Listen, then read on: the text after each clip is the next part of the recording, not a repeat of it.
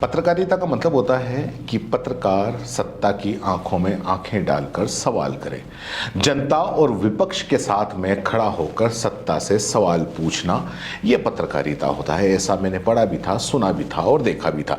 लेकिन अब पूरे के पूरे मतलब बदल गए हैं। अब सुधीर चौधरी जैसे कथित पत्रकार एंकरों ने पत्रकारिता को एक तरह से कुछ पूरा के पूरा बदल के रख दिया है। पत्रकारिता को बेचकर एक नया धंधा शुरू कर दिया है।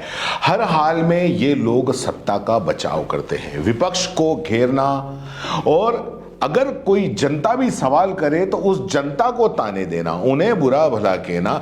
इन दलाल एंकरों की दलाली नुमा पत्रकारिता ये हो गई है। पत्रकारिता से इन्हें दूर दूर तक कोई लेना देना नहीं होता। संसद चल रही है, राष्ट्रपति के अभिभाषण के बाद में जब जो दौर शुरू हुआ उसमें राहुल गांधी ने अडानी को लेकर पीएम मोदी पर कुछ सवाल उठाए। जवाब देना था पीएम मोदी को, लेकिन उनके बचाव में आ गए ये गुलाम पत्रकार सुधीर चौधरी।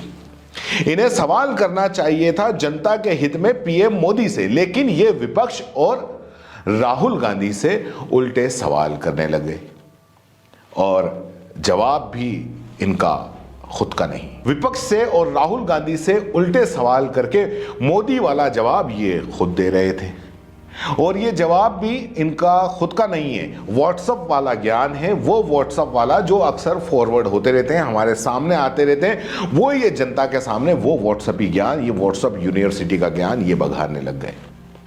अब प्रधानमंत्री के भाषण के अभिभाषण के बाद में ये साहब आ गए पीएम मोदी की तारीफों के पुल बांधने। इधर पीएम मोदी ने जैसे ही भाषण दिया और ये अपने शाम को ब्लैक एंड व्हाइट प्रोग्राम के अंदर, आज तक के अंदर, ये उनके तारीफों के पुल बांधने आ गए। उन्होंने अडानी पर जवाब नहीं दिया मोदी जी ने, और न ही जांच की कोई बात कही।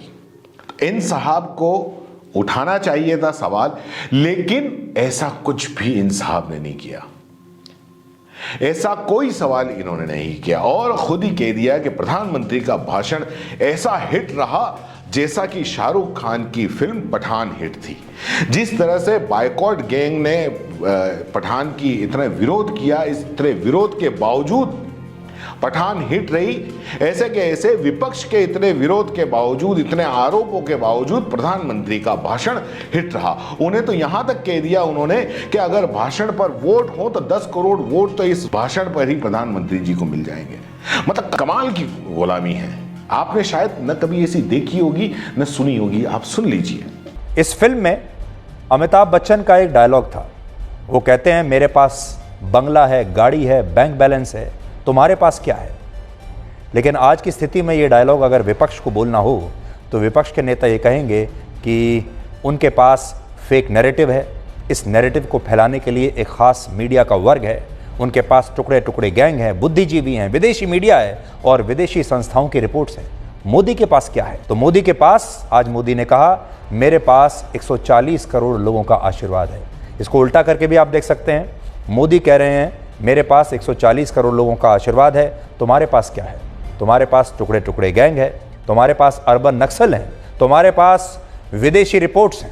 असल में प्रधानमंत्री मोदी की सबसे बड़ी पूंजी उनकी यही ईमानदारी है, उनकी यही ईमानदार छवि है, और उनका अब तक का राजनीतिक जीवन बेदाग रहा है।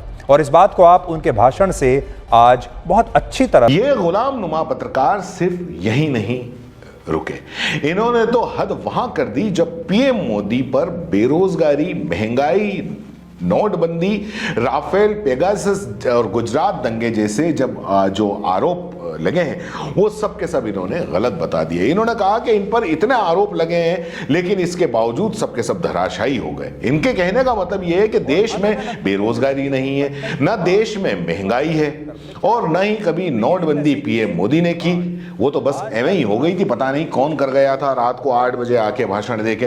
गुजरात दंगे तो मानो हुए ही ना हो। मतलब इन सब का मोदी, ये जितने भी हैं, जितने भी मैंने बताए, बेरोजगारी, महंगाई, गुजरात दंगे, जीएसटी, नोटबंदी, इसमें मोदी जी का कोई हाथ नहीं है, क्योंकि ये सब झूठ में ऐसे ही बस आरोप लगा देते हैं। आप सुनिए इनको। और अलग अलग मुद्दों के जरिए उन पर कई बाण विपक्षी दलों की तरफ से चलाए गए, लेकिन इनमें से एक भी बाण आज तक प्रधानमंत्री मोदी की छवि को मामूली खरोंच भी नहीं दे पाई है। लेटेस्ट झूठा आरोप है अडानी का आरोप। रफाल का आरोप लगा था 2019 के चुनाव से पहले। पेगासस सॉफ्टवेयर की जासूसी का आरोप लगा था, इस पर भी संसद में बहुत हंगामा हुआ था। जब भी मोदी चुनाव जीतते हैं तो कहा जाता है कि उन्होंने वोटिंग मशीनों को सेट किया हुआ है, ईवीएम का आरोप उन पर लगता है। महंगाई का आरोप लगता है, बेरोजगारी का आरोप लगता है, जीएसटी से लोगों को बर्बाद कर दिया, यह आरोप लगता है। गुजरात दंगों का आरोप तो लगता ही रहता है। अभी हाल ही में एक बीबीसी की जो डॉक्यूमेंट्री आई है उसने इन आरोपों को फिर जिंदा कर दिया है। और नोटबंदी का आरोप भी उन पर अक्सर लगता है। तो जो तस्वीर है ये अपने आप में सब कुछ कह रही है। कुल मिलाकर आज की गोदी मीडिया और सुधीर चौधरी जैसे एंकर जनता की आंखों में धूल नहीं झोंक रहे हैं, जनता की आंखों में मिर्ची झोंक रहे हैं और झूठ को सच बताने पे ये तुले हुए हैं। हर हाल अपने आका के झूठ को ये सच बता बताकर और ये जनता की आंखों में मिर्ची झोंकते हैं और फिर अपने आका की धुन पर ये नागिन डांस भी करते हैं।